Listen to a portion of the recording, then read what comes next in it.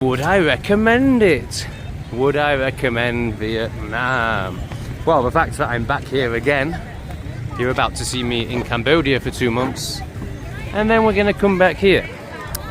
So the fact that I've come back here probably answers the question. But of course, I'm a fairly experienced traveller, so I'll try and look at it from lots of different angles. If you've never left Europe or the West, then the best place to start if you want to experience a bit more of life and cultures that might shock you a little bit and might shake up that silly conditioning that you have, that the media, your school, your parents, the government have told you for many, many years that we're all the same and there's no difference between cultures, and to state that there is any difference between cultures is a racist thing to do, then I would really, really recommend expanding your horizons through your own experiences.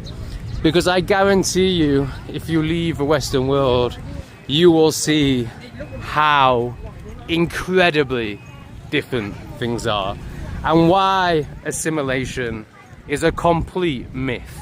And why, as all of history shows, as every study shows, as any common sense would dictate, why homogenous societies always work best, and why diversity is our downfall in the West. In fact, it doesn't even exist. You end up with little pockets of separate cultures, none of which get along, and eventually, as always happens, as we saw in Yugoslavia, as we've seen in Myanmar, oh fuck me. These fractions always end up fighting. So, I would really recommend getting out of Europe so you have a chance of not being a retard, because if you're only believing what the European authorities have taught you, then you will always be retarded. So, there's that. So, where would you start if you were to take that advice? Well, you would definitely start in Southeast Asia. Southeast Asia is so easy. It's super, super safe. Again, thanks to its homogenous society. We don't have lots of random men brought in from Africa whose sexual needs cannot possibly be met without force. And, well, to be honest, there's just no Africans and no Muslims here. So straight away, that's going to get rid of 99% of your crime. So all you've got left is the odd Vietnamese person, and probably actually more likely expat, that, you know, might be demonically possessed or mentally ill or whatever. And again, because it's such a homogenous society, where people have community, have connections with their family, are still able to have relationships, feminism hasn't occurred here, or hasn't, you know, completely warped the minds of women to think that having a job is preferable to having a family. The result of feminism, where women no longer need men financially and therefore no longer have any need to submit to a man's leadership, intuition and sense of danger. And you can see how beneficial this is if you just look at any statistics around female voting. You know, they vote for their downfall because they don't have the genetics to spot danger, because they weren't the ones protecting the tribe. Basically what I'm getting at, or obviously there's conditioning out here, there's going to be conditioning wherever you go, but the people aren't divided. They're still together with a common goal, and they all love their country. You know, there's none of this being taught to hate your ancestors, or being taught to hate your culture, or even being taught you don't have a culture. You know, it's completely the opposite out here. So these people are proud, connected people. Therefore, you're going to get a lot less of crime. So I would say, obviously, there's always a risk in anything you do in life. And obviously, for a female solo traveling, there's always going to be a slight risk. But I would say that Southeast Asia, there is basically no risk, even for a lone female traveler.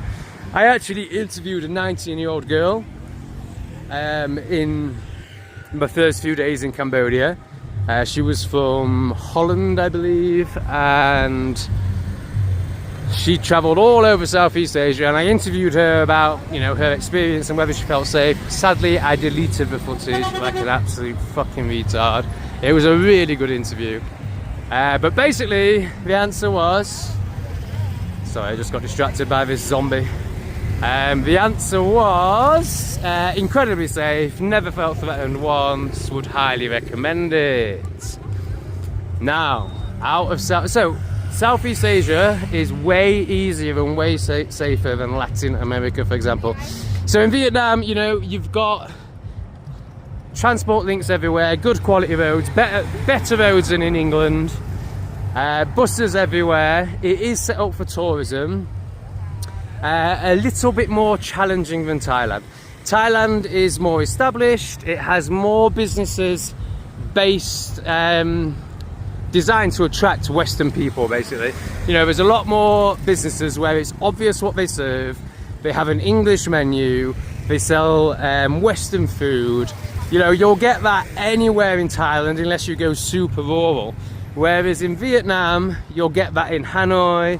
You'll get that in Saigon, you'll get that here in Dalat. You'll get it in built-up areas that have tourists.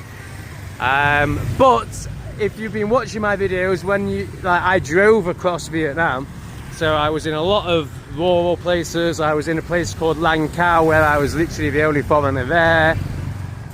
Suddenly finding food there is quite difficult because there's no English. You can't tell what they sell from the shops themselves.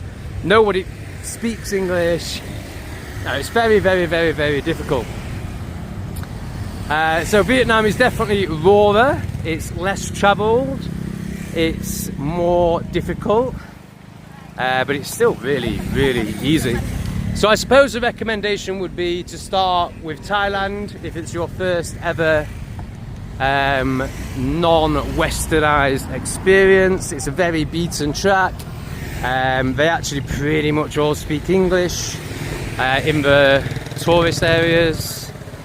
I'd actually throw Bali in there as well. Bali is very much like Thailand, but the difference between Bali and Thailand is hedonism and the laws. So, you know, if you like partying, if you like smoking ganja, then Thailand is a much safer place to do that. I mean, obviously, you would never, ever, ever do anything illegal in Bali. And it's not really very wise to do it here either, you know, pretty strict laws. So if you want to have a smoke or anything along those lines, then Thailand is a much safer place to be. Anyway, and then energetically, Thailand is way more hedonistic for those reasons. You know, it attracts hedonistic people. I found Bali to have a much more, let's just say, spiritual energy to it. Vietnam is just raw and real. Now, I'm banned from Thailand. To be honest, if that wasn't the case, I think I would probably... It's a tough one. The only reason I'd choose Thailand is because ganja's legal. That's the only real reason. Like, other than that, I think I prefer Vietnam. I prefer the fact that it's a less beaten track. It's cheaper. And I actually think it's more beautiful. Like, the north of Thailand is incredibly beautiful. I'm not really into beaches. Obviously the beaches are beautiful, but they're super crowded, and once you've sat on a beach for an hour, what the hell do you do? And they're hot and there's no shade. So I prefer mountains and greenery. So out of Thailand, the north of Thailand was the best for me. A place called Pai was the best place that I found in Thailand. But actually, Vietnam shits all over it in terms of scenery. And I haven't even been to the best part of Vietnam, which is the north. the Hai Long Loop, and I think a place called something, well, I'll spell it, C-A-T, next word B-A-O, I think, or it might be O-A. These sort of areas, they shit all over Thailand. Like, that is stunning, a whole nother level. But it does take a little bit more bravery. But yeah, I would absolutely recommend Vietnam. The main negative, pretty much the only negative I've found, is the noise. You know, you'll have heard it in the background here, non-stop beeps. You know, they communicate via beeping their horn. It's very different. You know, in the UK, literally everything is I don't mean backward as in bad, I mean the opposite. So everything is the opposite. So for example, when you drive in here, it seems, I could be wrong, but I'm pretty sure I'm right in saying, so in England, the responsibility is always on the person behind you to hang on. Oh, fucking hell, I can't work it out. But basically, everything is the opposite here. So in England, let's just use the horn one, because that's obvious. In England, it's seen as like rude to use your horn unless it's an emergency, whereas here, it's just like you communicate by using your horn. Karaoke, now that's a big difference that I found between Vietnam and Thailand, is I lived in Thailand for a year, and I'm pretty sure I'm right in saying that karaoke isn't part of their culture. I could be wrong, I'm a bit worried about saying that. Maybe just the places I was in, but you know, I lived in Chiang Mai and Pai, so I'm pretty sure I'd have come across it. Didn't hear karaoke once in Thailand. The only issue with Thailand noise-wise was people's speakers. You know, there's a lot of, just like everywhere in Southeast Asia and Latin America, people love their speakers and they love boom, boom, boom, boom, boom, boom, boom, boom, boom, boom. And of course that just goes across the whole valley. And it seems to be completely accepted out here. It seems to be the rude one would be the one to ask someone to stop doing that. Again, totally the opposite to the UK. But then with Vietnam, you've got the added karaoke, which is just everywhere, and they love it. And again, they use speakers. It seems, again, I'm making assumptions, I don't know, it's a very hard culture for a Westerner to wrap their head around, but it seems like there's a status to it, a pride to it, so they want it to be as loud as possible so everyone knows that they're doing it, or something along those lines. Yeah, it drives me, needless to say, drives me batshit crazy. So I would probably choose Thailand if I could, because I think it's a bit quieter and it's a bit more relaxed with laws. But yeah, I love Vietnam.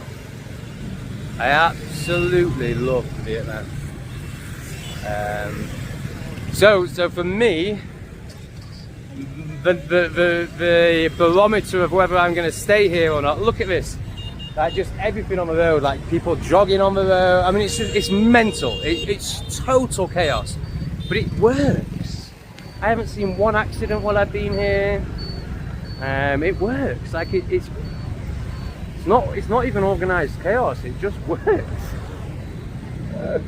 It's so much better than the health and safety culture that we live in, which is obviously just indoctrination, control, and enslavement dressed up as health and safety.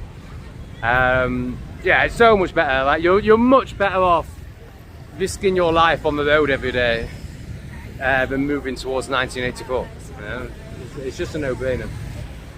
And for me, with what, I think I spoke about that earlier in the video, didn't I, about what's coming and how basically the migrants are going to kill everyone in the West. Did I mention that? So that's always a good reason to leave. But yeah, I think we're pretty much done with this video. So if it wasn't clear, yes, I absolutely recommend Southeast Asia. I think it's the best place in the world. You know, there's pros and cons. You get great cost of living, you get sunshine, you get friendly, homogenous society, but you also get noise, you get smog. Yeah, I mean the noise is the one. It's really, really bad. But overall, I choose to live in Southeast Asia because I think it's headed in a much better direction than the west, and it allows me to feel some sense of relief from the tyranny, which is getting super tyrannical now. Let me know what you think. See you soon. I've never stuff like this to navigate, so that's my bike with the orange helmet. I parked it on the outskirts. It's been moved to the inside. I mean, what do I do? What do I do? I guess I have to move those bikes. Yeah, I mean, for a Westerner who's used to like very like rigid, ordered parking spots that won't be blocked, it's a lot. But then again, this is what I'm talking about, where you either live like this or you become a slave. And you know, it's much better to have chaotic ways than be a slave.